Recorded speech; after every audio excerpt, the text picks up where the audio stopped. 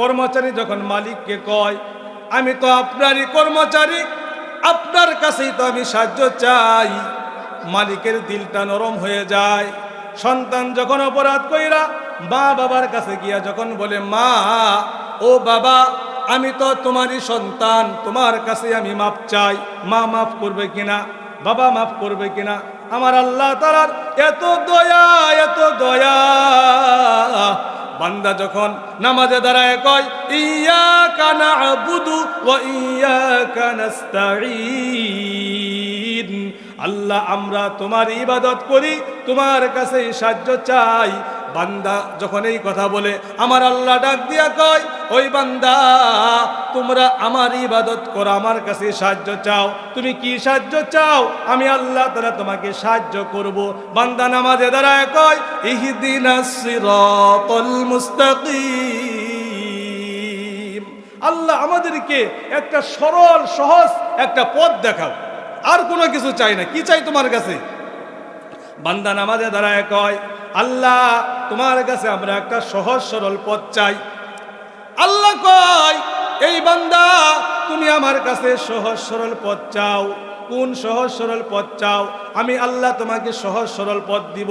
বান্দা নামাজে দাঁড়ায় কয়, সিরাতাল্লাযীনা আন'আমতা আলাইহিম, বান্দা নামাজে দাঁড়ায় কয়, আল্লাহ তাদের পথ যাদের প্রতি তুমি অনুগ্রহ করেছ। রাসূল করিম সাল্লাল্লাহু আলাইহি ওয়াসাল্লাম আমাদেরকে শিক্ষা দিয়েছেন, তোমরা আল্লাহ তাআলার কাছে যখন তোমরা দোয়া করো, দোয়ার সময় তোমরা আল্লাহ তাআলার কাছে কিছু গুরুত্বপূর্ণ কিছু জিনিস তোমরা চাও। সব জিনিসই আল্লাহ তাআলার কাছে চাইতে হয়। কি কোন সব জিনিস আমরা কার কাছে যাব? আল্লাহর কাছে। তার মধ্য থেকে যেগুলা গুরুত্বপূর্ণ তোমাদের জন্য প্রয়োজন, এগুলা কিছু বিষয় আল্লাহ তাআলার কাছে তোমরা চাও, চাওয়ার জন্য আমাদেরকে শিক্ষা দিয়েছেন। তার মধ্য থেকে এক নম্বর বিষয় হলো আল্লাহ তাআলার কাছে আমরা হেদায়েত চাব। আল্লাহর কাছে আমরা কি চাব? হেদায়েত চাব। হেদায়েত আল্লাহ তাআলার কাছে চাইয়ে নিতে হয়, চাইতে হয়, হেদায়েতের জন্য চাইতে হয়। আমরা দুনিয়ার মধ্যে সব কিছুই আল্লাহ তাআলার কাছে আমরা চাবো, তার মধ্য থেকে আমরা 10 লাখ টাকার লটারি যেন পাই, এগুলি আমরা চাই। 5 তলা 10 তলা বাড়ি যেন চাই, 2-4 বিঘার জমি যেন আল্লাহ তাআলার কাছে পাই, এগুলি আমরা চাই। কিন্তু আল্লাহ তাআলার নবী মুহাম্মদুর রাসূলুল্লাহ সাল্লাল্লাহু আলাইহি ওয়াসাল্লাম আমাদেরকে শিখাইয়ে দিয়েছেন, তোমরা আল্লাহ তাআলার কাছে হেদায়েত চাও। হযরত আবু যর রাদিয়াল্লাহু তাআলা আনহু হতে বর্ণিত, রাসূলুল্লাহ সাল্লাল্লাহু আলাইহি ওয়াসাল্লাম বলেছেন, আল্লাহ তাআলা যাকে হেদায়েত দান করেন সেই ব্যক্তি হেদায়েত প্রাপ্ত হন। আল্লাহ তাআলা যাকে হেদায়েত করেন না তিনি হলেন পথভ্রষ্ট, তিনি হেদায়েত হন না। হেদায়েতের মালিক কে? কথা বলেন, হেদায়েতের মালিক কে? আরো জোরে বলেন, হেদায়েতের মালিক কে? আমি আপনাদের খেদমতে বলবো, পিছনের যে ভাইরা আছেন আপনারা সামনে আসেন, আর বাইরে যে সমস্ত ভাইরা ঘোরাফেরা করছেন আপনারা সকলেই প্যান্ডেলে বসে পড়ুন, কারণ এটা কোরআনের মজলিস, কোরআনের মাহফিল। এখানে বসলে সওয়াব হয় না গুনাহ হয়? বলেন, সওয়াব হয় না গুনাহ হয়? এখানে আমরা সওয়াবের নিয়তে, হেদায়েতের নিয়তে আমরা বসব। আমরা উলামায়ে কেরামের জবান থেকে আমরা কথাগুলো শুনবো, উলামায়ে কেরাম আমাদের হেদায়েতের রাস্তা দেখাই দিবেন, আর আমরা আল্লাহর কাছে হেদায়েত চাবো, আল্লাহ তাআলা আমাদেরকে হেদায়েত দান করবেন। হেদায়েতের মালিক কে? একটু আগায় আসেন, একটু আগায় আসেন, হেদায়েতের নিয়তে সামনে আগায় আসেন, সামনের দিকে বসেন। যত সামনে আসবেন আল্লাহ তাআলার জন্য, দ্বীনের জন্য, দ্বীন পাওয়ার জন্য আপনি যখন সামনের দিকে অগ্রসর হবেন, আল্লাহ তাআলা আপনাকে, আপনি হাইটে আসবেন, আল্লাহ আপনাকে রহমতের কোলে নেওয়ার জন্য আল্লাহ দৌড়ায় আসবেন। সুবহানাল্লাহ বলেন। এজন্য পিছনে থাকবেন কেন? আপনারা আগায় আসবেন সবাই। যে সমস্ত ভাইয়েরা প্যান্ডেলের বাইরে আছেন আপনারা হেদায়েতের জন্য আপনারা প্যান্ডেলের ভিতরে চলে আসুন, আপনারা হাইটে আসবেন, আল্লাহ দৌড়ায় আসবে আপনাকে নেওয়ার জন্য। আপনি এক কদম অগ্রসর হবেন, আল্লাহ তাআলা আপনাকে 2 কদম অগ্রসর হবে রহমতের কোলে নেওয়ার জন্য। এজন্য উলামায়ে কেরাম আপনাদেরকে হেদায়েতের রাস্তা দেখাই দিবেন কোরআন হাদিস থেকে আলোচনা করে, আর হেদায়েত দান করবেন একমাত্র আল্লাহ। এজন্য হেদায়েতের মালিক কে? জোরে বলেন, হেদায়েতের মালিক কে? আল্লাহ। হেদায়েতের ক্ষমতা আলেমদের হাতে নাই। আলেমরা দেখাই দিবে রাস্তা, আপনাকে বলে দিবে এই রাস্তায় আপনি চলেন, আপনাকে বারবার বলবে, দাওয়াত দিবে, কথা বলবে। আপনি হেদায়েতের জন্য নিজে আসতে হবে, আল্লাহর কাছে চাইতে হবে, আল্লাহ তুমি আমাকে হেদায়েত দান করো। এজন্য হেদায়েতটা হলো একটা গুরুত্বপূর্ণ জিনিস, গুরুত্বপূর্ণ বিষয়। এজন্য হেদায়েতের মালিক হলো আল্লাহ। আল্লাহ যাকে হেদায়েত করেন তিনি ব্যতীত বাকি সবাই হলো পথভ্রষ্ট। এজন্য হেদায়েত চাইতে হবে কার কাছে? আল্লাহর কাছে। কোনো বক্তার হাতে হেদায়েত নাই, কোনো আলেমের হাতে হেদায়েত নাই। বাংলাদেশের যে জাতীয় মসজিদের খতিব আব্দুল মালিক শাহ হুজুরের কাছেও হেদায়েত নাই। বাইতুল মক্কার যে ইমাম আছে তার কাছেও হেদায়েত নাই। হেদায়েতের মালিক কে? তারা হেদায়েতের রাস্তা দেখাই দিবে। আমাদের হেদায়েতের জন্য আল্লাহর কাছে চাইতে হবে। এমনকি মুহাম্মাদুর রাসূলুল্লাহ সাল্লাল্লাহু আলাইহি ওয়াসাল্লামের কাছেও হেদায়েত নাই। হেদায়েতের মালিক কে? কথা বলেন, হেদায়েতের মালিক কে? আল্লাহ। আল্লাহ হেদায়েত যদি আমাদেরকে দান করেন, যদি মুহাম্মাদুর রাসূলুল্লাহ সাল্লাল্লাহু আলাইহি ওয়াসাল্লামের কাছে হেদায়েত থাকতো, নবীজির এক চাচার নাম ছিল আবু তালিব, নাম শুনছেন না? তার পিতার নাম ছিল আব্দুল্লাহ, দাদার নাম ছিল আব্দুল মুত্তালিব। আব্দুল্লাহ নবীজি দুনিয়াতে আসার আগেই দুনিয়া থেকে বিদায় হয়ে গেছে। নবীজি শিশু অবস্থায় তার দাদা দুনিয়া থেকে বিদায় হয়ে গেছে। আবু তালেব নবীজির চাচা দুনিয়াতে ছিল। নবীজি যখন কালেমার দাওয়াত দেয়, দ্বীনের দাওয়াত দেয়, তাওহীদের দাওয়াত দেয়, নামাজের দাওয়াত দেয়, রোজার দাওয়াত দেয়, হজের দাওয়াত দেয়, তখন কাফির মুশরিকেরা চিন্তা করলো যে এই যুবক মুহাম্মদ আমাদের বিরুদ্ধে কথা বলতেছে, এক আল্লাহর দিকে দাওয়াত দিতেছে, এক রাসূলের দিকে দাওয়াত দিতেছে, এক নামাজের দিকে দাওয়াত দিতেছে, এই তো আমাদের ধর্মটা নষ্ট করে দিবে। এটা কি করা যায়? মক্কার নেতারা নবীজির চাচা আবু তালেব, উনিও সর্দার ছিলেন, তার কাছে গিয়া বিচার দিল, আবু তালেব তোমার বাতিজাকে বুঝাও আমাদের মূর্তি পূজার বিরুদ্ধে কথা যেন না বলে, সে যেন কালেমার দাওয়াত না দেয়, নামাজের দাওয়াত যেন না দেয়, এটা বুঝাও।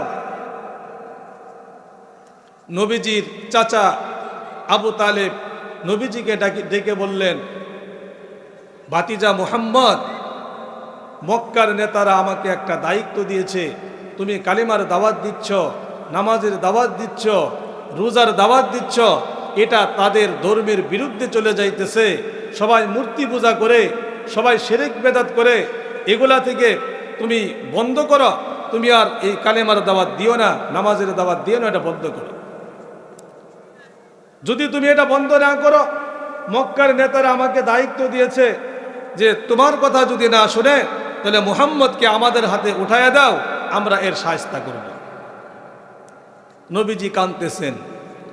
আবু তালেব বলতেছে, ভাতিজা তুমি কান্দো কেন? তুমি কেন কান্দো? তাদের কাছে উঠাই দিতে চাইছি, এই জন্য কান্দো। মুহাম্মাদুর রাসূলুল্লাহ সাল্লাল্লাহু আলাইহি সাল্লাম বললেন, চাচা আমি এজন্য কান্দি না, আপনি যে কাজটা বন্ধ করার জন্য, কালেমার দাওয়াত বন্ধ করার জন্য, নামাজের দাওয়াত বন্ধ করার জন্য, রোজার দাওয়াত, হজের দাওয়াত বন্ধ করার জন্য আপনি বলছেন, আল্লাহ তাআলা তো আমাকে দুনিয়াতে পাঠাইছেনই এই কাজের জন্য। আমি এটা কেমনে বন্ধ করব? আমি এটা বন্ধ করতে পারবো না, এটা আমার দ্বারা বন্ধ করা সম্ভব না। আপনি আমার পাশে থাকেন আর না থাকেন, আল্লাহ আমাকে এই কাজের জন্য পাঠাইছেন, আমি এই কাজের দায়িত্ব, এই জিম্মাদারি, এই কাজ আমি করেই যাব, দাওয়াত দিয়ে যাব। আল্লাহ তো আমাকে দুনিয়াতে পাঠাইছেন এই জন্যে, আমি তো বন্ধ করতে পারবো না। এজন্য ওলামায়ে কেরাম এদের বিরুদ্ধে আমরা যতই বলি, আলোচনা সমালোচনা যতই করি, এদেরকে আল্লাহ তাআলা দুনিয়াতে পাঠাইছেনই ওয়ারিস হিসেবে আপনাদের ঈমান আমল সুন্দর করার জন্য, আপনাদের ঈমান সুন্দর করার জন্য, আমল সুন্দর করার জন্য, সব কিছু সুন্দর করার জন্য, জাহান্নাম থেকে বাঁচার জন্য, জান্নাতের রাস্তায় চলার জন্য উলামায়ে কেরামদেরকে পাঠাইছেন আল্লাহ তাআলা। এই জন্য উলামায়ে কেরাম দাওয়াত দিতেই থাকে। আপনি থাকেন আর না থাকেন, এই কাজ আমি করে যাব, বন্ধ করতে পারবো না। আবু তালেব বলে, ভাতিজা ঠিক আছে, তুমি তোমার কাজ চালায়ে যাও, তোমাকে কেউ বাধা দিবে না। যদি তোমাকে বাধা দিতে আসে, আমি আবু তালেবের লাশের উপর দিয়ে যাইতে হবে। যেরকম সুবহানাল্লাহ। নবীজিকে এত মহব্বত করতেন, এত ভালোবাসতেন। তারপরে নবীজি চিন্তা করলেন, আমার চাচা আমাকে এত ভালোবাসেন, এত মহব্বত করেন। তখন নবীজি তার চাচাকে বললেন, চাচা আপনি আমাকে এত ভালোবাসেন, এত মহব্বত করেন, আপনি শুধু একটিবার কালেমা লা ইলাহা ইল্লাল্লাহ বলুন।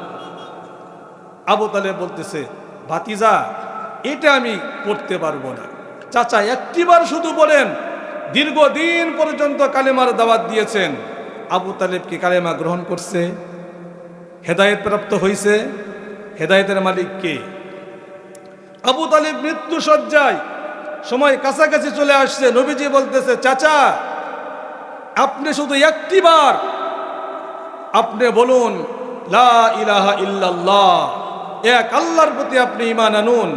আমি কাল কিয়ামতের মাঠে আল্লাহ তাআলার কাছে আপনার জন্য সুপারিশ করে আপনাকে আমি জান্নাতে নিয়ে যাব। এই ধর্ম আপনি গ্রহণ করুন। আমি যে সত্য নবী, কোনোদিন মিথ্যা বলি নাই। 40 বছর পর্যন্ত আমি কোনোদিন মিথ্যা বলি নাই। আমাকে আল আমিন বলে ডাকছেন। একটিবার শুধু আমার কথা বিশ্বাস করুন, একটিবার কালেমা পড়ুন। চাচা আবু তালেব বলতেছে, ভাতিজা আমি জানি তোমার ধর্ম সত্য, আমি জানি তুমি নবী হিসেবে সত্য, আমি জানি আল্লাহ একজন আছে, এটা সত্য। কিন্তু আমি মৃত্যুর সময় আমি এই তোমার কালেমা গ্রহণ করে যদি আমি মৃত্যুবরণ করি, তাহলে মক্কার কাফের মুশরিকেরা বলবে যে এই নেতা সর্দার মৃত্যুর সময় এই মুহাম্মদের ধর্ম গ্রহণ করে মৃত্যুবরণ করেছে, এজন্য আমি এই ধর্ম গ্রহণ করতে পারবো না। বারবার কালেমার দাওয়াত দিতেছে। আল্লাহ তাআলা আয়াত নাজিল করে জানায় বলতেছে, হে রাসূল আপনাকে আমি প্রশাসনের দায়িত্ব দিয়ে পাঠাই নাই। এই হেদায়েতের মালিক আমি আল্লাহ। আমি আল্লাহ যাকে হেদায়েত করব সেই হেদায়েত প্রাপ্ত হবে। তাহলে হেদায়েতের মালিক কে? কিন্তু হেদায়েত কিন্তু নবীজি হেদায়েত করতে পারে নাই। নবীজি কালেমার দাওয়াত দিয়েছেন। নবীজির আরেক চাচা, আপন চাচা না, আর নাম হলো আবু জেহেল। এই আবু জেহেলকে কালেমার দাওয়াত দেয় যে আপনি কালেমা গ্রহণ করুন, আমি সত্য নবী। হ্যাঁ তুমি সত্য নবী, কোনোদিন মিথ্যা বলো নাই, কিন্তু তুমি যে সত্য নবী এটাই আমার বিশ্বাস হয় না। নাউজুবিল্লাহ কোন। তাহলে বিশ্বাস কেমনে করবেন? জনাবে মুহাম্মদুর রাসূলুল্লাহ সাল্লাল্লাহু আলাইহি ওয়াসাল্লাম আবু জেহেলকে বলে, আমি তো 40 বছর পর্যন্ত কোনোদিন মিথ্যা কথা বলি নাই, আমি যে সত্য নবী আপনি এটা বিশ্বাস করুন। আবু জেহেল বলে, তুমি যে সত্যিকার আল্লাহর নবী এটাই তো আমার বিশ্বাস হয় না। নাউজুবিল্লাহ কোন। আবু জেহেল মুহাম্মদুর রাসূলুল্লাহ সাল্লাল্লাহু আলাইহি ওয়াসাল্লামের কাছে সত্য নবী প্রমাণ করার জন্য আবু জেহেল মুহাম্মদ সাল্লাল্লাহু আলাইহি ওয়াসাল্লামের কাছে গিয়া বলেন, ও মুহাম্মদ আমার হাতের মুঠোর ভিতরে কি আছে তুমি যদি বলে দিতে পারো, তাহলে আমি বিবেচনা করে দেখব তুমি সত্যিকার আল্লাহর নবী কিনা। আল্লাহর নবী পয়গম্বর মুহাম্মদুর রাসূলুল্লাহ সাল্লাল্লাহু আলাইহি ওয়াসাল্লাম বলেন, ও চাচা আপনার হাতের মুঠোর ভিতরে যে জিনিসটা আছে ওই জিনিসটা যদি বলে দেয় কেমন হয়? আবু জেহেল মুস্কি মুস্কি হাসে আর বলে, আমার হাতের মুঠোর ভিতরে যে জিনিসটা আছে এই জিনিস তো কথা বলতে পারে না, যদি বলতে পারে তাহলে তো ভালোই হয়। আবু জেহেল মুস্কি মুস্কি হাসে আর বলে, আমার হাতের মুঠোর ভিতরে কি আছে এটা তো কথা বলতে পারে না, যদি বলতে পারে তাহলে তো ভালোই হয়। আল্লাহর নবী পয়গম্বর মুহাম্মদুর রাসূলুল্লাহ সাল্লাল্লাহু আলাইহি ওয়াসাল্লাম আবু জেহেলের হাতের দিকে আঙ্গুল দিয়ে ইশারা করলেন। ইশারা করার সঙ্গে সঙ্গেই আবু জেহেলের হাতের ভিতর থেকে কয়েকটা পাথরের টুকরা ছিল। পাথরের টুকরা জবান খুলে বলে দিল, লা ইলাহা ইল্লাল্লাহু মুহাম্মাদুর রাসূলুল্লাহ সাল্লাল্লাহু আলাইহি সাল্লাম। ওই পাথরের টুকরাটা নবীজিকে চিনল, নবীজিকে স্বীকারোক্তি দিল, সত্যিকার আল্লাহর নবী, আল্লাহ ছাড়া কোনো মাবুদ নাই, হযরত মুহাম্মাদুর রাসূলুল্লাহ সাল্লাল্লাহু আলাইহি ওয়াসাল্লাম আল্লাহ তাআলার রাসূল। কিন্তু কপালপুরা আবু জেহেল কি ঈমান আনছে? বলছে কি, ও মুহাম্মদ বড় জাদুকর, আমার হাতের মুঠোর ভিতরে জাদু চালাইছে। নাউজুবিল্লাহ কোন, আর জোরে কোন নাউজুবিল্লাহ। কপালপুরা আবু জেহেল কি ঈমান আনছে? তাহলে হেদায়েতের মালিক কে? হেদায়েত কে করেন? আরেকদিন আবু জেহেল একটা খেজুরের বিচি নিয়া, খেজুরের বিচিটা পোড়াইতে পোড়াইতে কয়লার মতো হয়ে গেছে। আবু জেহেল মুহাম্মাদুর রাসূলুল্লাহ সাল্লাল্লাহু আলাইহি ওয়াসাল্লামকে বলে, মুহাম্মদ, এই যে পোড়া খেজুরের বিচিটা তুমি যদি জমিনে বপন করার পর এই জমিন থেকে যদি গাছ হয়, তাহলে আমি বিবেচনা করে দেখব তুমি সত্যিকার আল্লাহর রাসূল কিনা। আল্লাহর নবী পয়গম্বর ওই যে পোড়া খেজুরটা, পোড়া খেজুরের বিচিটা জমিনে বপন করলেন। বপন করার পর ওখান থেকে গাছ হইল। গাছ হওয়ার পরে গাছের মধ্যে আল্লাহ তাআলার কুদরতি ভাবে পুরা পুরা খেজুর ধরল। সুবহানাল্লাহ বলেন। তারপরেও কপাল পোড়া আবু জেহেল ঈমান আনছে। কি কথা আনছে? আরেকটা খেজুরের গোশত নিয়ে বলতেছে, ও মুহাম্মদ, এই যে খেজুরের গোশত, বিচি ছাড়া খেজুরের কিছু গোশত তুমি যদি জমিনে বপন করলে গাছ হয়, আমি বিবেচনা করে দেখব তুমি সত্যিকার আল্লাহর রাসূল কিনা। আল্লাহর নবী পয়গম্বর জমিনের ভিতরে যখন ওই খেজুরের গোশতটা যখন জমিনের ভিতরে বপন করলেন, বপন করার সঙ্গে সঙ্গেই জমিন থেকে গাছ হয়ে গেছে। গাছের মধ্যে আল্লাহ তাআলার কুদরতি ভাবে খেজুর হয়েছে, খেজুরের মধ্যে বিচি নাই। সুবহানাল্লাহ। আল্লাহর নবী পয়গম্বর মুহাম্মাদুর রাসূলুল্লাহ সাল্লাল্লাহু আলাইহি ওয়াসাল্লাম এই যে মুজিজা দেখাইছেন, এখন পর্যন্ত মক্কাতুল মুকাররমায়, মদিনাতুল মুনাওয়ারায় ওই পুরা পুরা খেজুর পাওয়া যায়, বিচি ছাড়া খেজুর পাওয়া যায়। ওই পুরা পুরা খেজুরগুলি, ওই পুরা খেজুর যখন গাছের ভিতরে ধরে, ওই গাছের খেজুরটা ওই দেশে যখন মানুষকে যখন সাপে কাটে, সাপে কাটা রুগীকে ওই খেজুরটা খাওয়াইলে সারা শরীরের বিষ পানি হয়ে যায়। যেরকম সুবহানাল্লাহ। আল্লাহর কুদরত আছে না নাই? কিন্তু কপাল পোড়া আবু জেহেল কি ঈমান আনছে? তাহলে হেদায়েতের মালিক কে? জোরে বলেন, হেদায়েতের মালিক কে? আবু জেহেল চিন্তা করল, মানুষ দুনিয়ার মধ্যে জাদু করতে পারে, জাদু চালাইতে পারে, কিন্তু মানুষ তো আসমানে জাদু চালাইতে পারে না। একদিন মুহাম্মাদুর রাসূলুল্লাহ সাল্লাল্লাহু আলাইহি ওয়াসাল্লামকে গিয়ে বলতেছে, ও মুহাম্মদ, তুমি যদি আসমানের চাঁদ দুই টুকরা করে দেখাইতে পারো, আমি বিবেচনা করে দেখব তুমি সত্যিকার আল্লাহর রাসূল কিনা। আল্লাহর নবী পয়গম্বর মুহাম্মাদুর রাসূলুল্লাহ সাল্লাল্লাহু আলাইহি ওয়াসাল্লাম ওই শাহাদাত আঙ্গুলি দিয়া আসমানের দিকে তাকাইয়া ওই চাঁদের দিকে তখন এইভাবে ইশারা করলেন। ইশারা করার সঙ্গে সঙ্গে আসমানের চাঁদটা দুই টুকরা হয়ে গেল। সুবহানাল্লাহ বলেন। কিন্তু আবু জেহেল কি ঈমান আনছে? আবু জেহেল কয়, তুমি আসমানের চাঁদ দুই টুকরা করো নাই, তুমি আমার নজর বন্দি করেছ। নাউজুবিল্লাহ কোন। নজর বন্দি চিনেন তো? মানুষকে নজর বন্দি করে জবাই করে ফেলাইত না? মাথায় একদিকে আর দেহ হলো আরেকদিকে, এরকম নজর বন্দি করে না মানুষকে? আবু জেহেল কয়, তুমি নজরবন্দি করেছ, তুমি আসমানের চাঁদ 2 টুকরা করো নাই। আমি খোঁজ খবর নিয়ে দেখি, আমার এলাকা, আত্মীয় স্বজন, গ্রামের বাড়িতে খোঁজ খবর নিয়ে দেখি, শহরে খোঁজ খবর নিয়ে দেখি, তারা দেখেছে কিনা আসমানের চাঁদ 2 টুকরা হয়েছে।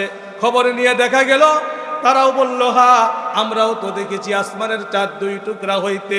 কিন্তু কপাল পুরা আবু জেহেল কিন্তু ঈমান আনে নাই, হেদায়েত প্রাপ্ত হয় নাই। হেদায়েতের মালিক কে? হযরত আবু যর রাদিয়াল্লাহু তাআলা আনহু হতে বর্ণিত, রাসূল করিম সাল্লাল্লাহু আলাইহি ওয়াসাল্লাম বলেছেন, আল্লাহ তাআলা যাকে হেদায়েত দান করেন সেই ব্যক্তি হেদায়েত প্রাপ্ত হয়। এজন্য তোমরা আল্লাহ তাআলার কাছে তোমরা হেদায়েত চাও। আল্লাহর নবী আমাদেরকে হেদায়েত পাওয়ার জন্য শিখিয়ে দিয়েছেন, আল্লাহুম্মা ইন্নী আসআলুকাল হুদা ওয়াত তুকা ওয়াল আফাফা ওয়াল গিনা। এজন্য যখন 5 ওয়াক্ত নামাজ পড়বেন, যখন আপনি আল্লাহ তাআলার কাছে যখন হাত উঠাবেন, সর্বপ্রথম বান্দার চাওয়া হলো একমাত্র, প্রথম নম্বর চাওয়া হলো হেদায়েত চাওয়া। হেদায়েত চাবো তো ইনশাআল্লাহ। হেদায়েত কার কাছে চাবো? আল্লাহর কাছে আমরা হেদায়েত চাবো। আল্লাহ, হে আল্লাহ আমাদেরকে হেদায়েত দান করুন, হে আল্লাহ আমাদেরকে তাকওয়া দান করুন, হে আল্লাহ আমাদেরকে পবিত্রতা দান করুন। আল্লাহর কাছে হেদায়েত চাবো। আল্লাহ নবী আমাদেরকে শিখাইছেন, আল্লাহুম্মা ইন্নী আসআলুকাল হুদা ওয়াত তুকা ওয়াল আফাফা ওয়াল গিনা। আল্লাহর কাছে হেদায়েত চাওয়া। হেদায়েতের মালিক কে? আমরা হেদায়েত কার কাছে যাব? 5 ওয়াক্ত নামাজ পড়ে হেদায়েত কার কাছে যাব?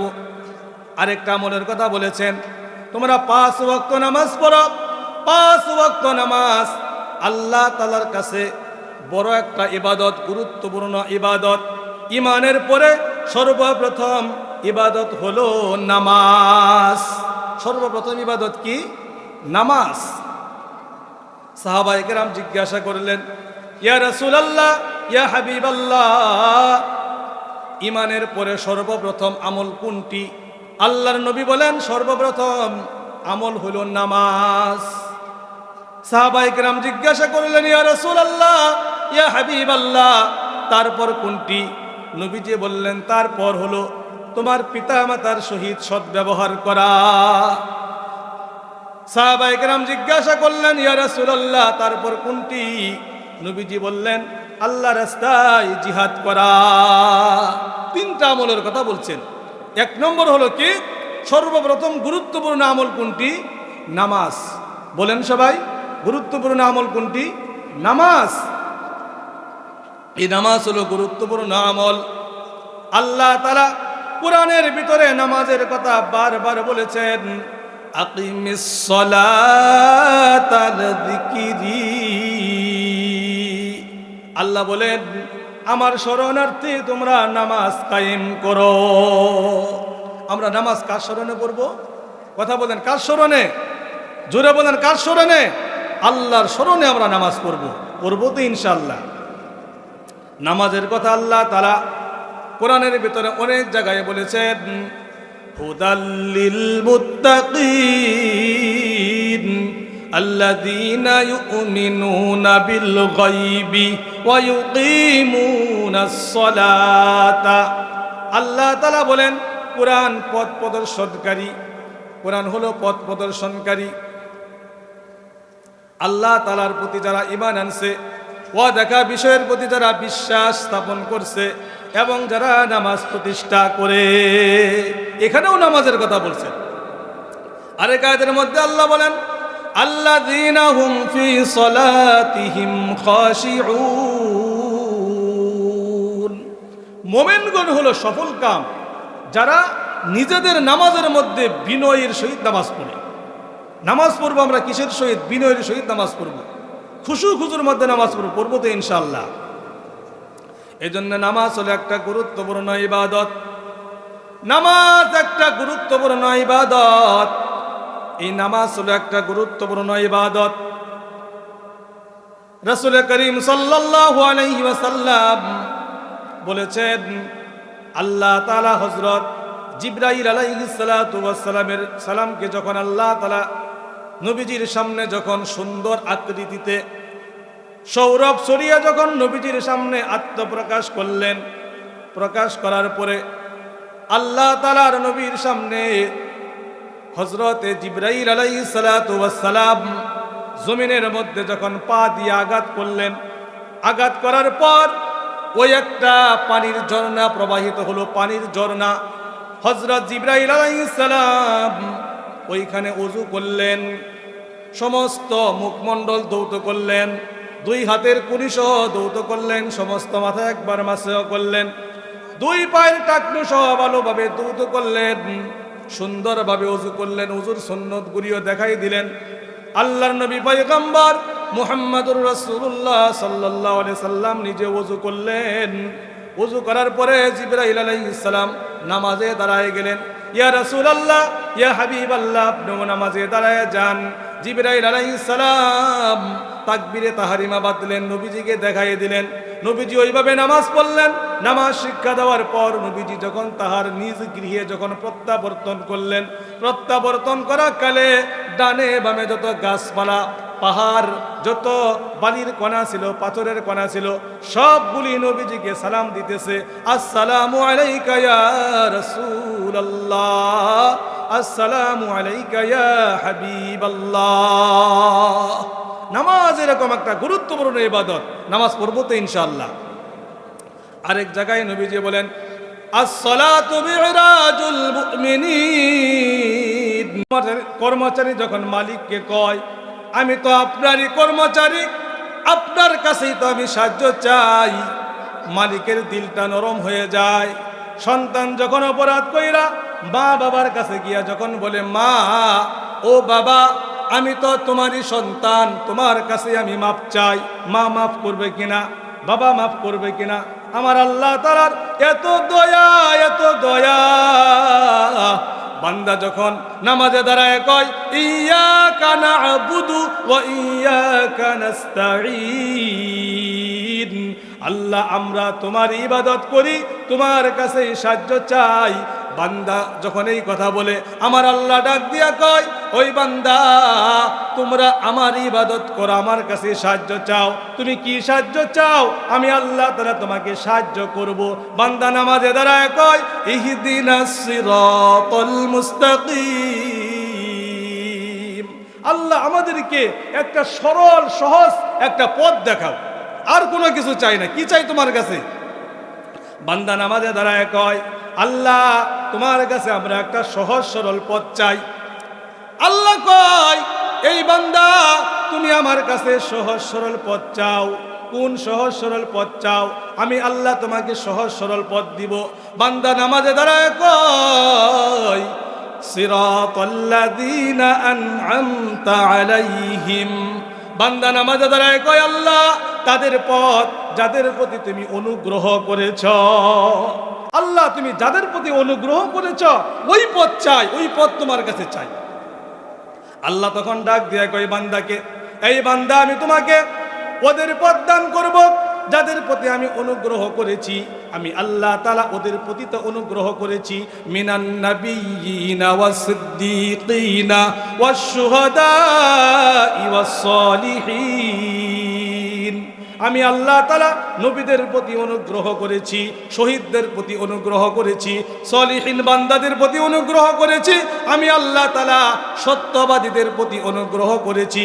আমি আল্লাহ তোমাদেরকে অনুগ্রহ করব। যখন সুবহানাল্লাহ, বান্দার সাথে কথা বলতেছে, নামাজে কথা বলতেছে, ওদের যেরকম ভাবে অনুগ্রহ করেছি তোমাদের প্রতি আমি অনুগ্রহ করব।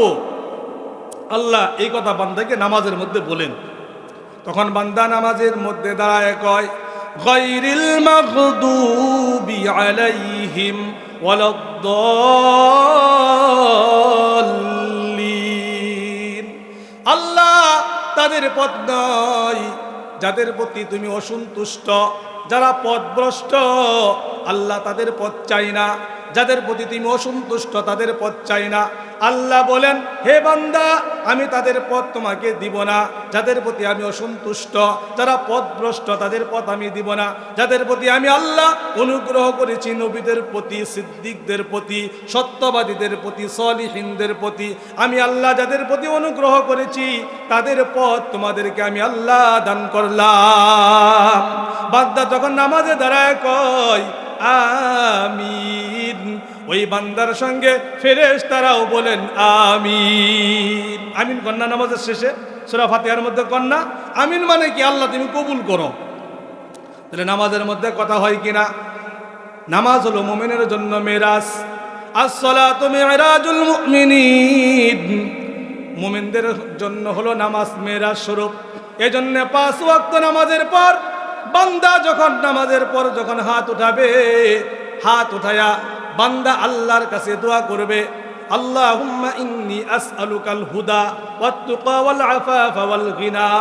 এই হেদায়েতের জন্য দোয়া করবে। আল্লাহর নবী আমাদেরকে আরো শিখাই দিয়েছেন, তোমরা যখন দোয়া করবা আল্লাহ তাআলার কাছে আরেকটা দোয়া করবা, তোমরা বেশি বেশি আল্লাহর কাছে ক্ষমা চাবা। আবু যর রাদিয়াল্লাহু তাআলা আনহু হতে বর্ণিত, রাসূল করিম সাল্লাল্লাহু আলাইহি ওয়াসাল্লাম বলেন, আল্লাহ তাআলা বান্দা যখন গুনাহ করে, বান্দা যখন তওবা করে, ইস্তেগফার করে, যখন ক্ষমা চায়, আল্লাহ তাআলা সমস্ত বান্দার গুনাহ মাফ করে দেন। হযরত আবু হুরায়রা রাদিয়াল্লাহু তাআলা আনহু হতে বর্ণিত, রাসূলুল্লাহ সাল্লাল্লাহু আলাইহি ওয়াসাল্লাম বলেছেন, বান্দা যখন আল্লাহ তাআলার কাছে দোয়ার মধ্যে যখন একটা দোয়া 3 বার বলবে, একটা দোয়া যখন 3 বার বলবে, আল্লাহ তাআলা ওই বান্দার সমস্ত গুনাহ মাফ করে দিবেন। সুবহানাল্লাহ। কোন দোয়াটা বলবো কি? একদম সহজ পরিচিত দোয়া, আস্তাগফিরুল্লাহাল্লাযী, জানেন না সবাই? আস্তাগফিরুল্লাহাল্লাযী লা ইলাহা ইল্লা হুয়াল হাইয়ুল কাইয়্যুম। এই দোয়াটা বান্দা যখন 3 বার যখন পড়বে, আল্লাহ তাআলা ওই বান্দাকে সমুদ্রের ফেনা পরিমাণও যদি গুনাহ থাকে, আল্লাহ তাআলা ওই পরিমাণ গুনাহ মাফ করে দিবেন। এজন্য নবীজি এই দোয়াটা পাঠ করতেন। প্রত্যেক নামাজের পর নবীজি 3 বার ইস্তেগফার পাঠ করতেন, সাহাবায়ে কেরামও পাঠ করতেন। নবীজি সাহাবায়ে কেরামদেরকে শিখিয়ে দিয়েছেন, প্রত্যেক নামাজের পর একবার করে আয়াতুল কুরসি পড়বেন তো ইনশাআল্লাহ, একবার করে সূরাতুল ফালাক, কুল আউযু বিরাব্বিল ফালাক। আরেকটা সূরা আছে প্রত্যেক ফরজ নামাজের পর, কুল আউযু বিরাব্বিন নাস মালিকিন নাস। এই দোয়াটা একবার করে পাঠ করতেন। একবার করে সূরাতুল ইখলাস, কুল হুয়াল্লাহু আহাদ, এই সূরাটা পাঠ করতেন। আর প্রত্যেক ফরজ নামাজের পর নবীজি 33 বার সুবহানাল্লাহ, 33 বার আলহামদুলিল্লাহ, 34 বার আল্লাহু আকবার পাঠ করতেন। এজন্য প্রত্যেক নামাজের পর 3 বার করে ইস্তেগফার, একবার করে আয়াতুল কুরসি, আর একবার করে হলো সূরাতুল ফালাক, একবার করে হলো সূরাতুন নাস, একবার করে সূরাতুল ইখলাস, আর 33 বার সুবহানাল্লাহ, 33 বার আলহামদুলিল্লাহ, 34 বার আল্লাহু আকবার। এই সুন্নতের আমলটা করব তো ইনশাআল্লাহ। আমার আলোচনা শেষ, মেহমান চলে আসছে, গুরুত্বপূর্ণ বয়ান পেশ করবেন। আপনারা শুধু এই আলোচনার সার মর্ম হলো, আমরা প্রত্যেক নামাজের পর যে আমরা দোয়া করি, আল্লাহর কাছে হেদায়েতের জন্য দোয়া করব, আর বেশি বেশি করে ক্ষমা চাবো। আর আল্লাহর কাছে যখন আমরা দোয়া করব, আরেকটা দোয়া করব, আল্লাহুম্মা ইন্নী আসআলুকাল জান্নাতা ওয়া আউযু বিকা মিনান নার। জান্নাতের জন্য দোয়া করবেন, আর জাহান্নাম থেকে আল্লাহর কাছে পানা চাবেন।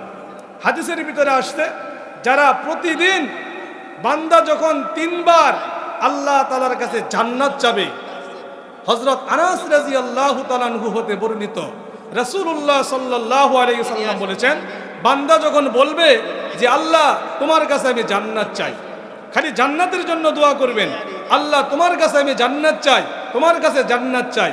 আর যদি আরবিতে বলেন আল্লাহুম্মা ইন্নী আসআলুকাল জান্নাতা, এই দোয়া করবেন। হযরত আনাস রাদিয়াল্লাহু তাআলা আনহু হতে হাদিসটি বর্ণিত, রাসূলুল্লাহ সাল্লাল্লাহু আলাইহি সাল্লাম বলেন, জান্নাতি আল্লাহর কাছে বলবে, আল্লাহ এই বান্দাকে তুমি জান্নাতের ভিতরে ঢুকাও। যেরকম সুবহানাল্লাহ। আর জাহান্নাম থেকে যখন পানা যাবেন, তিনবার যখন বলবেন, তিনবার জাহান্নাম থেকে পানা যাবেন, ওয়া আউযু বিকা মিনান নার, যখন এই দোয়াটা করবেন, আল্লাহ তাআলার কাছে জাহান্নাম বলবে, আল্লাহ তুমি এই বান্দাকে জাহান্নাম থেকে তুমি মুক্তি দিয়ে দাও। যেরকম সুবহানাল্লাহ। তো আমরা দোয়া করবো তো ইনশাল্লাহ। দোয়া করার সময় হেদায়েতের জন্য দোয়া করব, ক্ষমা চাবো, জান্নাত চাবো, জাহান্নাম থেকে মুক্তি চাবো, কবরের আযাব থেকে আমরা পানা চাবো, আল্লাহ তাআলার কাছে ইলম চাবো, অসুস্থ থেকে সুস্থতার জন্য দোয়া করব, আর প্রত্যেক ফরজ নামাজের পরে ওই সুন্নতের আমলটা করব তো ইনশাআল্লাহ। আল্লাহ তাআলা আমাদের সকলকে আমল করার তৌফিক দান করুন।